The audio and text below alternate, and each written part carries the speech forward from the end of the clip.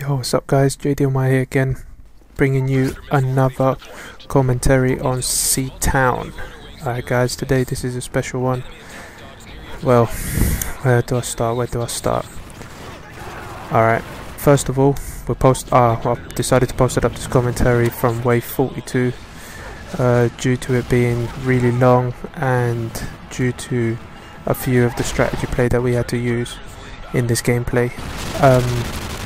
This gameplay goes up to wave 57, is the highest I've achieved so far, using strategy, no hacks, no glitches, nothing, straight up ghetto, just me and SA Commander doing what we do best.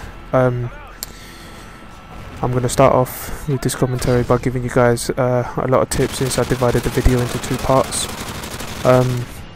So basically part one is going to be, I'm going to be talking about strategies in every mode that you do in survival, so every map, just the best things that have helped me to succeed and to get really far on the waves.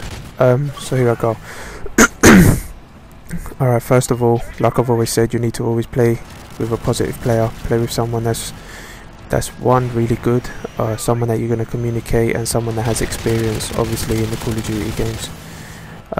Second of all,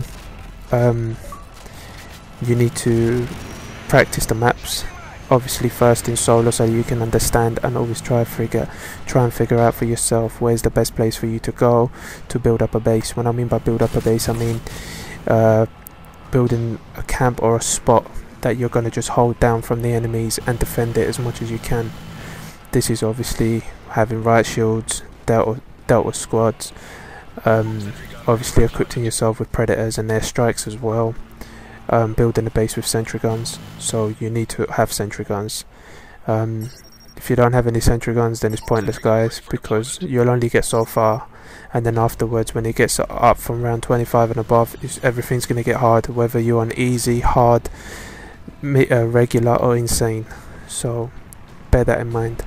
Number three, it's always good for you to be above level 30. It doesn't really matter, it all depends on your skill, but I've found it easier if you're above level 30. It makes it easier with everything, so it just makes it it makes it really easy in terms of having certain things, like for example your Delta squads, your riot shield squads. So you need to be a high level in order for you to unlock it, in order for you to be able to use it and for it to be effective for your gameplay, because they do help you a lot and they buy you time when you're trying to hold your base down. We're gonna say fourth thing, when you're playing maps, you don't worry about if the map's on insane, if it's on hard, or if it's on regular and easy. It's exactly the same thing throughout all of them. The only difference is that when you play on hard and insane, you won't start with a revive, you won't start with any flashbangs or grenades, so it's easy, and you don't get the guys at the beginning with the shotguns, so straight away you have guys running at you with machine guns. But apart from that, it's exactly the same. The game is not harder, it's just that you start with less things. 6, every time when you get above round 25, first of all make sure you're always equipped with a airstrike or a predator missile, because that's good for when you get juggernauts, you can just take them out straight away. Also, I'll be posting up sometime this week, I'll be posting up the easiest ways to kill juggernauts. So if anyone's struggling and obviously having problems and difficulties with that on higher waves, I will be showing you how to kill them quickly and easy and effective.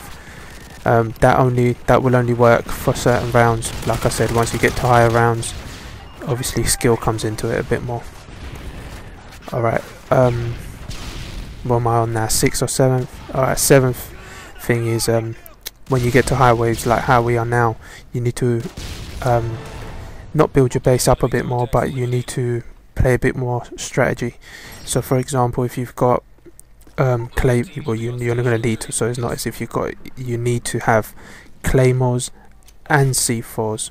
Okay, so you need to, whatever base you're defending, you need to lay some type of claymores around to buy you some time, just in case if you get overcrowded by people. Because as you can see, once you go past wave 30, the baddies, or obviously the computer players, are just going to run past everything. So if you plant a few claymores and a few C4 traps, then that will get you obviously a few kills, and will also stop like dogs coming into your base. Obviously if you've got a group of 6 or 7, that will slow them down, so it'll give you time to run around. Also, another thing, guys, that's really important: when you build your base, make sure that you are in a place where you have windows and a few exits, like doors and stuff like that. Not necessarily entrances, it's just easier ways for you to get out. So if you get surrounded, you can jump out of a window or run out of a door. And these will be things that will help you. So far, I think this one has this gameplay that you guys are seeing now has been probably the most challenging for us, because we've had to obviously test out our skills with everything. So we've had to, once we've got to certain ways, we've had to come up with extra strategies and different type of gameplay, because obviously the gameplay that we was trying to do and the strategy just didn't work. So obviously you need to be always thinking ahead of yourselves, thinking, okay, what can I do when we get to around 30s or around 40s. Also, another thing that you'll notice, you won't do good in every map. Okay, if you think you're going to get to level 40 on one map and then you're going to do it with every map, it's not going to work that way, because every map is different. Every map has a different strategy. Every map releases juggernauts at different time. It releases helicopters, the number of enemies. So these are things that you need to obviously look out for and practice on your own time when you're playing, and not just playing, when you're doing survival mode. So I'd advise you to play solo first. Just see the map, get used to the map, get used to where you buy your guns, get used to where you buy your kill streaks, get used to obviously where you buy your sentry guns, your flashbangs. Just know the layout of the map, where everything is, so then it's easier for you to build a camp and build a base. Okay, I think that sums up obviously all the strategies that I've been using. Now we're going to fall into the commentary. Hope what I've said to you guys helps, and if you have any questions or anything, just leave a message and I'll try to get back to you as soon as I can with the information. Alright guys, as you can see now, round 45, oh my god, like I'm saying guys, this was sick gameplay, going nuts, everything going wild. Playing with my boy SA Commander again. This one we weren't even looking at the waves. On this gameplay we was just playing.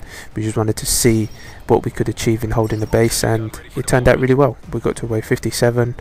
We could have probably done better, but obviously you have to die one time. This got us ranked 34th in the world, so it was a good achievement for us. Alright guys, as you can see now, we're getting followed by juggernauts. We're around 45. Juggernauts aren't easy to kill. We've figured that out. We dropped predator missiles, we dropped airstrikes on them, and they don't die straight away. So what we tried doing for this strategy is that we left our base and we started running around the map. So even though it gets to higher waves and the enemies run faster, the juggernauts still don't run as fast. So it was good that obviously we had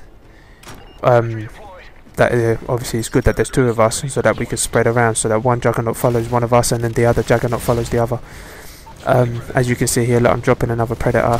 It kills that one, but look, the other one's still alive, standing strong, hard, using flashbangs as always to buy us a bit of time so that we can kill him off. It's still hard, as you can see. Look, I'm spraying him and he's still not dying after predator, everything. So just bear that in mind when you get to higher waves. Now obviously our base is destroyed and messed up, so now we're trying to get everything back. So calling in our right shield squads, and then now I'm just about to go equip myself with a sentry gun. As you can see through the video and in the commentary, we've built our base in Seatown on the right hand side of the map, in just across the market. So we build our base on the second floor. There's only 2 entrances to this building.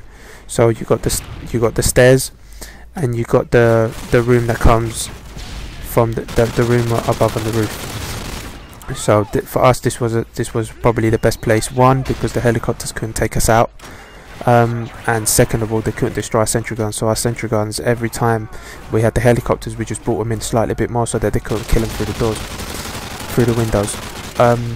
Also, this strategy worked for us because, as you can see where I'm standing now, I'm aiming at the window.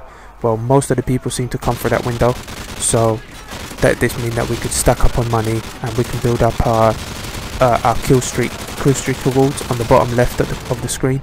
So that was really useful to us. Another thing, we had to have the riot squads inside our base, so we tried to leave them inside, and we tried to leave some upstairs and some downstairs, but mainly downstairs, due to it being that obviously if we get surrounded, they can give us a hand and distract the baddies so that we can jump out the window and things like that. Also, another thing that we did here holding the base, as you can see, we got the helicopters. We didn't worry about the helicopters at first. We thought we'd take out the people on foot first, and then we'll leave the helicopters just in case if we needed to buy, like let's say for example we needed to buy another sentry gun, if we needed to buy perk, kill streaks, riot shield guys. So we left one alive to buy us time so we can run around the map, and then the round wouldn't start, so that we won't start with a crap base basically. Also, me and my friend Carlos, we tried to stay as close together as possible so that if one went down, we could easily revive each other by using a flashbang, distracting them and then doing it. So this is really hard, guys. Obviously we didn't expect to get this far, but it was just on point. Like, look at this, look, I'm going to be spraying this helicopter so much and it doesn't die, it just doesn't blow up. It's like, what the fuck, like, are you serious? I'm spraying a full clip on it and it's still nothing. Look, there we go, look, when am I going to reload? Go on. Is it going down yet? Is it going down yet? Nope. There we go, there goes another reload. There you go, let's have a look if it goes down now. Nope. There we go, use the full clip and finally it has gone down. So you got to bear that in mind, guys. Make sure you got 2 light machine guns as always. I've always said 2 light machine guns are very effective, so make sure that you're using your light machine guns. What else could I say about this? Oh, important, when you build in your base, try to build your base somewhere close or somewhere in the middle of the 3 things. So for example, where your kill streak rewards are, where your gun equipment is, and obviously your flashbangs and grenades and sentry gun equipment. Try to be somewhere close so that obviously if you need to buy flashbangs you can get to it quickly, so that it helps you and buys you time when you're fighting against juggernauts and things like that. The revive is totally up to you if you want to use it all the time. As you can see, I don't have it all the time because obviously I'm always with SA Commander, so we're always helping each other out. Also, one thing I will say though is always have flashbangs because you're going to need them. So just put everything that I've said into practice into your gameplays. If you're doing hacks, boys, it's pointless.